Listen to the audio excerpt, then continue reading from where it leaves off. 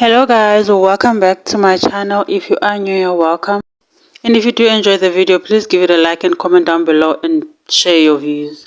Now, Nandi Madida has been trending or talked about at least for the past 2-3 weeks. People, some of them have been dragging her, some of them have been praising her, depending on their understanding of the things that she's been saying online. A few weeks ago, if you remember, she did an interview with El Tido where she told or asked South African women to give South African men grace, South African trying men grace. And it didn't go down with a lot of women. They were angry. They were saying she does not have a right to speak on that. Because she basically has had a soft life when it comes to men. The men in her life are not anything close to what South African men are. And the one person that was on top of everything, I think the one person exploded and basically dragged her, telling her that she's not a Winnie Mandela kind of situation, which I felt that was unnecessary. It was Dineo. So a lot of people now seem to think that Nandi was responding to her in a recent post where she posted on Instagram. They feel that she was responding to Dineo. Not directly, but basically, if you have eyes, you have ears, you know exactly what she was trying to say.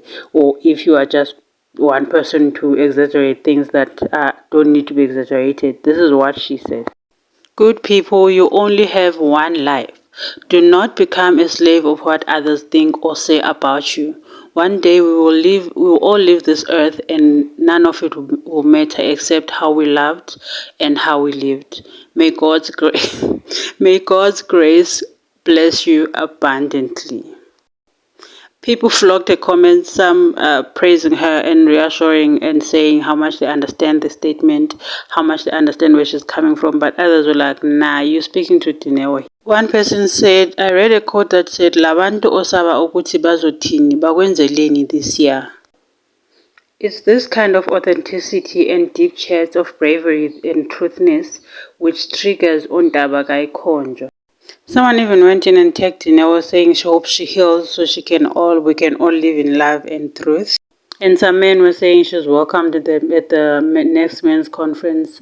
I think Nandi, she wasn't wrong for what she says. If you look at her life, she said she was speaking from her point of view, her truth basically, and her life experiences, and basically maybe the life experiences of the people that are around her.